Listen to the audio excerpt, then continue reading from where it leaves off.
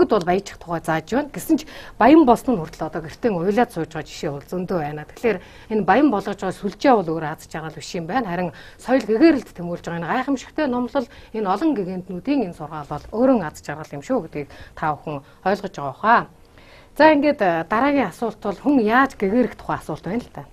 Гэгэрсэн үхэр гэж бол алга, гэгэрсэн нохой гэж бол алга байна. Гэсээр бүгд эхэлдэг хэрнээ 7 тэрбум дотор хүн дотор яагаад ийм цөөхөн гэгэнтэн байдгийг вэ? First of all, I would like to юуны өмнө мэдээж гэгэрхэн талаар маш олон сонирхолтой зүйлүүд байдаг л да. Энэ асуултыг дээрхийн гинтэн Шри Рави Шанкар багшаас асуусан гэгэрэл гэж юу юм бэ гэж. Юун гэгэрэлээ гэгэрэл гэж юу юм мэдэхгүй штэ гэж хариулсан байна. Тэг хүмүүс их гайхсан. Бид нар бол бүгдээрээ гэгэрлийн талаар ямар нэгэн ном уншсан байдаг. Наадуулчин бол зүгээр наргаш штэ гэсэн. Тэгээ нэг түүх хэлж өгсөн. Бүх далайн загснуудын чуулган болж иж гинэ. Загснууд дотроос хэн далайг хамт чадсан бэ гэдэг асуулт. Тэгээ загсвар би ерөөсөө далайг хамт үзээгүй штэ гэсэн. Тэгээ нэг загс ярьж гинэ. Манай өвөө бол нь харсан гэсэн штэ. Бас нэг загс нотолсон нэрээ наадахны чи өвөө нь далайг харсан гэсэн. Тэгээ тэр загсны өвөөд зориулж цүн босгож гинэ. Энэ хүн л одоо далайг харсан. Тэгээ уул нь бүгдээрээ далай дотор байх штэ. Similarly, яг үүнтэй ижил бид хүүхэд байхдаа маш бурханлаг байсан. Тэгсэн мөртлөө яг бидэнд энэ соёл гэгэрхүү мэдлэг байсангүй. Үнэхээр мэдлэггүй хүн хүүхэд мэд гин сайлган бурханлаг байгаад нэмэр алга.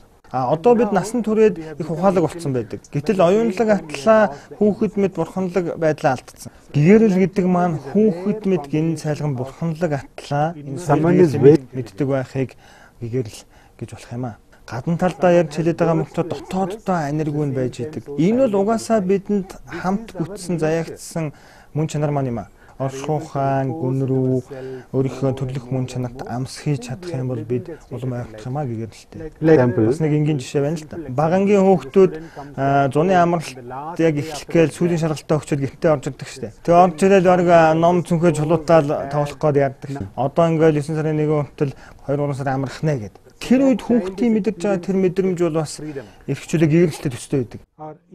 Жишээлбэл бас автобусаар та зочиж байлаа. За 8-аас 10 цаг хот хооронд зочлоо. Maybe after 2-3 hours the bus stops. Тэгээ 2-3 цагийн дараа таны бие хөшсөн автобус хүмүүсээ боловсруулж now you have 15 minutes break. Тэгээ 15 минут бууцгааж болно гэдэг. So naturally you get off the bus and you stretch your hands and legs like this. Бид нар ингээл хөл гараа тэний иргээл сайхан нэг сунаадаг штэ. Энэ маань бас тэр гэгэрлийн нэг цухас мэдрэмж байдаг. Өдөр тутмын амьдралд маань бас байгаль дэлхий бидэнд гэгэрлээс цухасаас амсуулж мэдрүүлж л байдаг. Тэгэхээр гэгэрл гэдэг маань биднээс тийм ч их хол зүйл биш юм аа. Заавал бурхан болсны дараа олдог зүйл биш юм аа. So while we are living in the амьд байхдаа when we are out of stress, стрессээ даван туулсан байх юм бол өөрийнхөө мөн чанар руу хэмжиж чадвал өөрийнхөө дотоодоос баяр хөөр жаргалаа мэдэрч чадчих юм бол үүнийг гэгэрл гэж болох юм аа.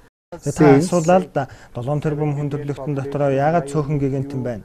It is like there are 7 billion people. Зүйрлэх юм бол одоо 7 тэрбум хүнд 7 тэрбум сэтгүүлч байх албатай л байдаг. 7 тэрбум эмч байхгүй байгаа тийм ээ. За баярлалаа сайхан хариултад. Дараагийн нэг яг